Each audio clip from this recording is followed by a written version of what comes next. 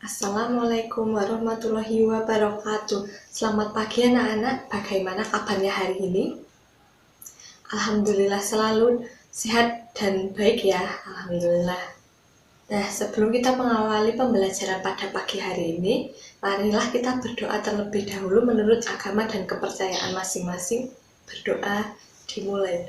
Nah, sebelum belajar agar menumbuhkan jiwa nasionalisme kita, marilah kita menyanyikan lagu Berkibarlah Benderaku. Nah, nanti anak-anak bisa mengikuti dan menirukan ya.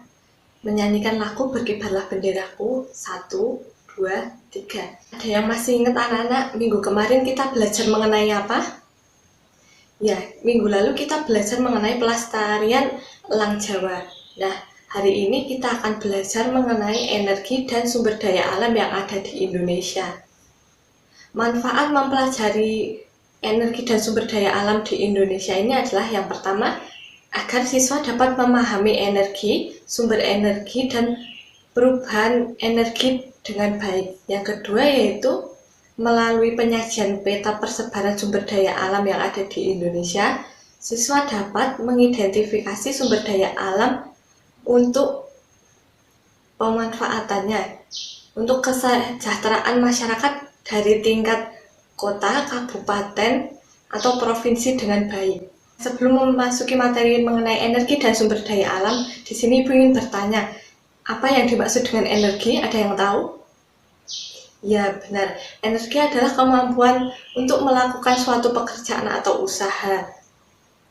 Energi dibutuhkan untuk menggerakkan seperti misalnya mobil, untuk memanaskan makanan, untuk mendinginkan ruangan, dan sebagainya.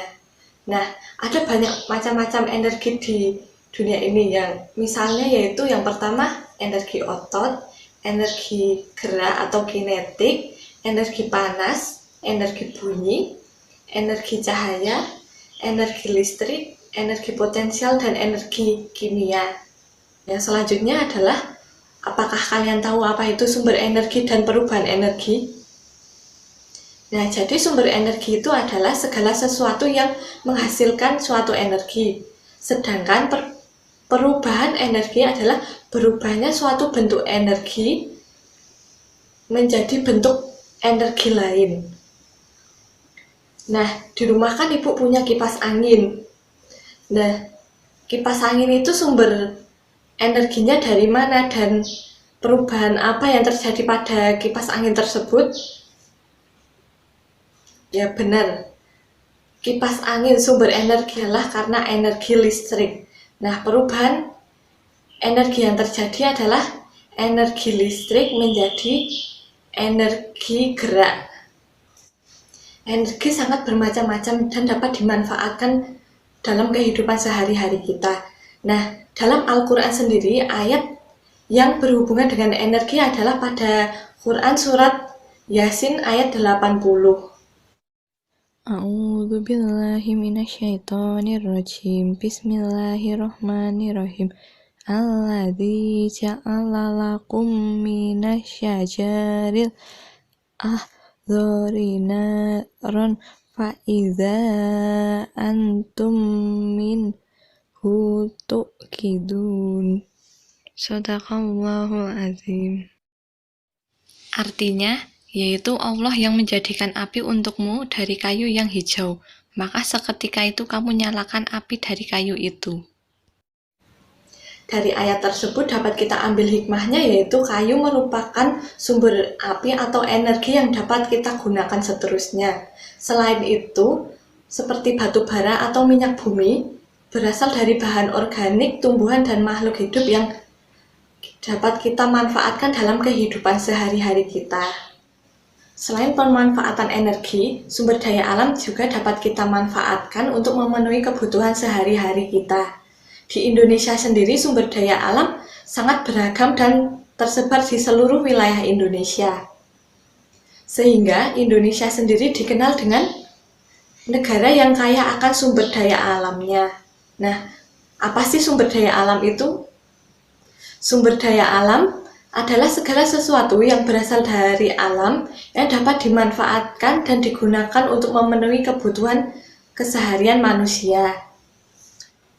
Sumber daya alam dibagi menjadi dua, yaitu sumber daya alam hayati dan sumber daya alam non-hayati. Nah, sumber daya alam hayati adalah sumber daya alam yang berasal dari makhluk hidup seperti tumbuhan dan hewan. Contohnya seperti padi, tebu, sapi, ayam, dan bermacam-macam. Nah, yang kedua yaitu sumber daya alam non-hayati. Sumber daya alam non-hayati adalah sumber daya yang bukan berasal dari makhluk hidup. Contohnya seperti air, tanah, ada bahan tambang, mineral, dan minyak bumi. Sumber daya alam hayati dan sumber daya alam non-hayati sangat beragam dan tersebar di seluruh wilayah Indonesia. Nah, di sini Ibu akan memberikan peta persebaran mengenai sumber daya alam yang ada di Indonesia. Silakan diperhatikan ya.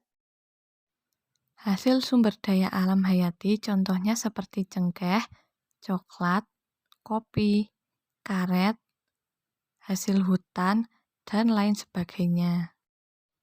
Hasil sumber daya alam non-hayati contohnya seperti aluminium, asbes, aspal, batu bara, bauksit, dan lain-lain. Nah, dari peta persebaran sumber daya alam yang Ibu tampilkan tadi, dapat kita peroleh hasil yaitu penghasil sumber daya alam hayati. Yang pertama ada sawit yang berasal dari daerah sekitaran Sumatera, yaitu seperti Jambi. Yang kedua adalah tembakau yang berasal dari Temanggung, Jawa Tengah. Kemudian sagu yang berasal dari Papua. Nah, yang selanjutnya ada sumber daya alam non-hayati. Contohnya seperti marmer yang berasal dari daerah Jogja. Yang kedua ada intan yang berasal dari daerah Kalimantan seperti Martapura. Yang selanjutnya ada minyak bumi yang berasal dari daerah Sumatera, Kalimantan, dan Papua. Contoh daerahnya seperti daerah Mahakam, Tarakan, Sorong, Sorolangun, dan lain-lain. Nah, di sini Ibu meminta kepada anak-anak untuk melakukan penyelidikan terkait dengan peta persebaran sumber daya alam tadi, yaitu anak-anak diminta untuk melakukan penyelidikan mengenai sumber daya alam hayati dan sumber daya alam non-hayati yang ada di provinsi, kota, atau kabupaten di tempat tinggal kalian. Untuk hasilnya bisa ditulis tangan dan ditulis di buku atau kertas. Nah, kemudian dikumpulkan di Google Form yang Ibu sediakan di bawah ini di link deskripsi ya. Nah, setelah mempelajari materi mengenai energi dan sumber daya alam yang ada di Indonesia tadi, kita sebagai warga negara Indonesia senantiasa harus selalu bersyukur karena bumi kita diberikan banyak kekayaan alam yang dapat kita manfaatkan dalam keseharian. Dan dapat juga dimanfaatkan untuk dijadikan sebagai energi untuk memudahkan pekerjaan manusia. Jadi, kita harus senantiasa menjaga sumber daya alam yang ada sebagai anugerah dari Allah Subhanahu wa Ta'ala. Kita juga tidak boleh merusaknya. Nah, baik, mungkin itu saja yang dapat Ibu sampaikan untuk pembelajaran pagi hari ini. Jadi, kesimpulannya adalah energi ada banyak macamnya, seperti contoh yaitu energi listrik, energi cahaya, energi bunyi, dan lain-lain. Energi dapat digunakan dalam keseharian kita untuk mempermudah pekerjaan manusia. Misalnya seperti pada kipas angin, senter, dan lain sebagainya. Selain itu, di Indonesia sendiri terdapat berbagai sumber daya alam yang tersebar di seluruh wilayah Indonesia, sehingga Indonesia dijuluki dengan negara yang kaya akan sumber daya alamnya. Sumber daya alam sendiri dibedakan menjadi dua, yaitu sumber daya alam hayati dan sumber daya alam non-hayati. Yang selanjutnya Ibu ucapkan terima kasih kepada anak-anak yang mengikuti pembelajaran pada pagi hari ini dengan semangat dan antusiasme yang tinggi. Kalian sangat hebat semua. Untuk yang selanjutnya, Ibu akan memberikan tugas yang Ibu berikan nanti di kolom deskripsi di bawah ini. Nanti tolong dikerjakan ya. Untuk waktunya sampai pertemuan minggu depan. Dikumpulnya juga melalui lewat G-Form yang Ibu sediakan.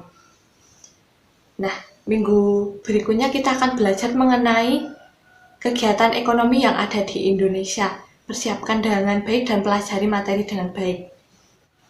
Nah, mungkin itu saja yang dapat Ibu sampaikan mengenai materi energi dan sumber daya alam yang ada di Indonesia. Untuk menutup pembelajaran pada pagi hari ini, marilah kita berdoa menurut agama dan kepercayaan masing-masing. Berdoa dimulai. Amin.